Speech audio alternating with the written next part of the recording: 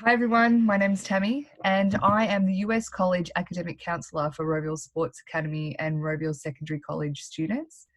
My background is in basketball and I've coached over in the US in NCAA Division 1, which means I have an understanding of the recruiting process over there as well. And I'm currently involved at the elite level basketball in Victoria.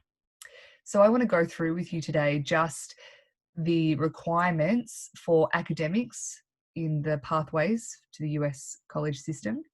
But there is a lot more information than what you're going to get in this session. And I really do encourage you to contact me so that I can go through all of it with you so that you're completely informed and you can make the best decisions going forward. So bear with me while I just share the screen.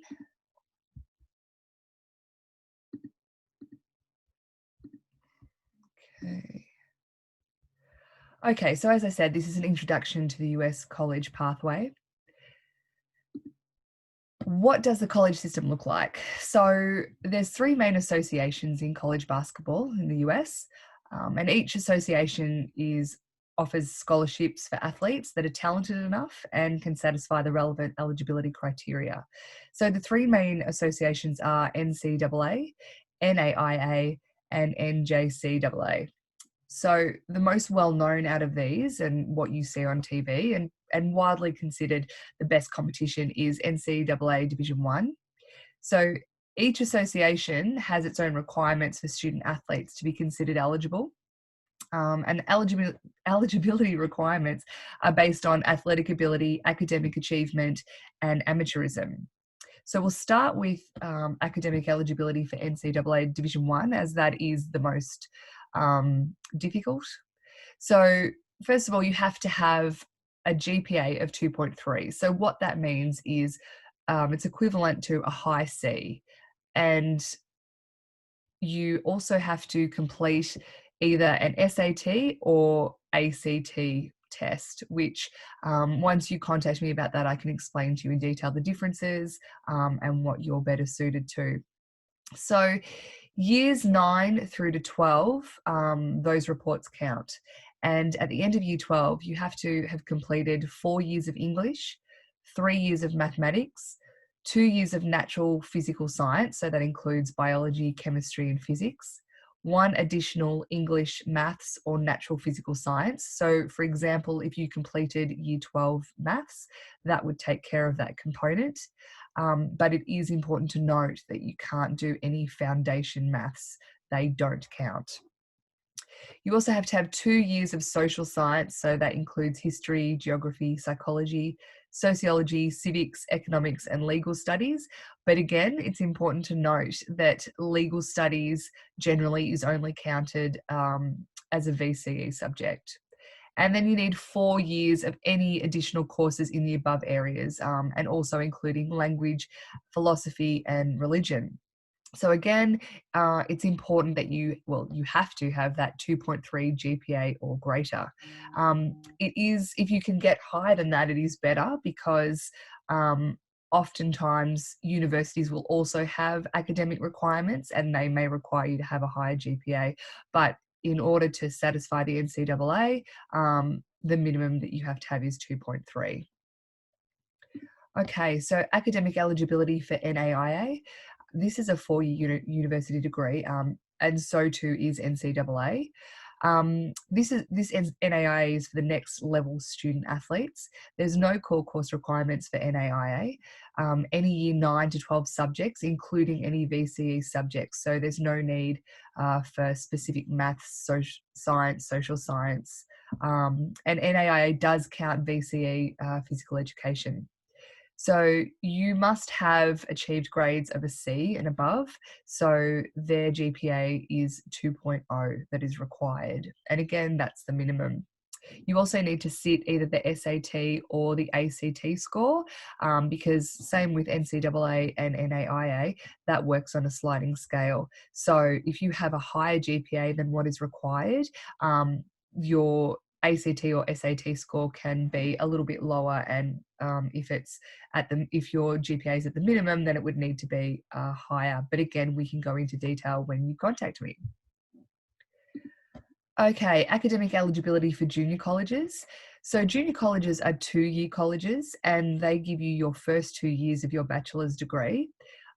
When you are recruited, or hopefully if you're recruited by NCAA or an NAIA university, you'd complete either your final 3 or final 2 years with that university, and you would come away with your bachelor degree from that university. Now, you are either a qualifier or a non-qualifier when it comes to junior college. And what that means is, if you're a qualifier, it means that you did have the academic requirements to go to NCAA university or an NAIA university. However, for whatever reason, you've chosen not to go that route to start with. And sometimes for people, that's because they're not happy with the universities that have recruited them, or perhaps they're not getting the looks that they wanted. So if you're a qualifier, you can do 1 year at this university, at a junior college. And after that 1 year, if you're happy and you've been recruited by one of those 4-year institutions, then you would then transfer to them and complete your degree in 3 years. However, you can choose to do 2 years if you still find that you wanted to stay there, you might be enjoying that team, you wanted to finish that time there, or again, you're waiting for a particular offer.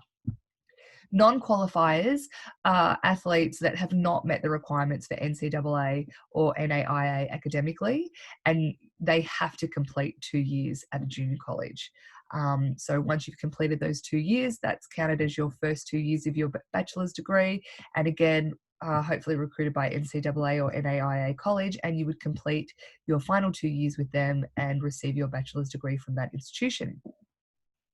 There's no SAT or ACT score test required for a junior or community college, and specific subjects are not required. You need to have grades of D or above, and that's acceptable for junior colleges. Now, junior colleges, there are some really good levels of play, and as I said, there's people athletes that are at these colleges that will go on to play NCAA Division 1.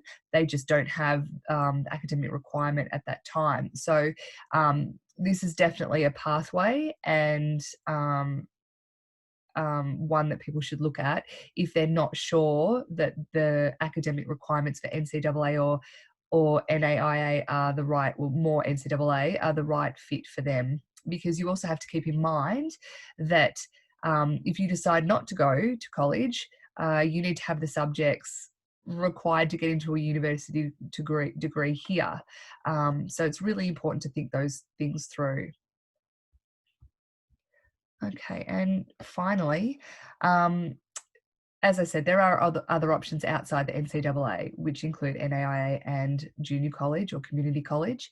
And it's really important that you understand how that all works. And I'm happy to go through that with people individually to find out what suits them best. It can be confusing navigating this pathway, and there is lots more information that you are required to know.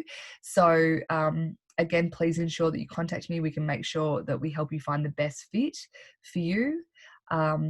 My email address is Tamie, TAMIE, Harvey, HARVEY, at education.vic.gov.au. So if you send me through an email, I can get back to you straight away, and we can get started with your US pathway. So again, my email address is Tamie, TAMIE, Harvey, HARVEY, at education.vic.gov.au. I hope this has been helpful, and I look forward to speaking to you very soon. See you guys. Good luck.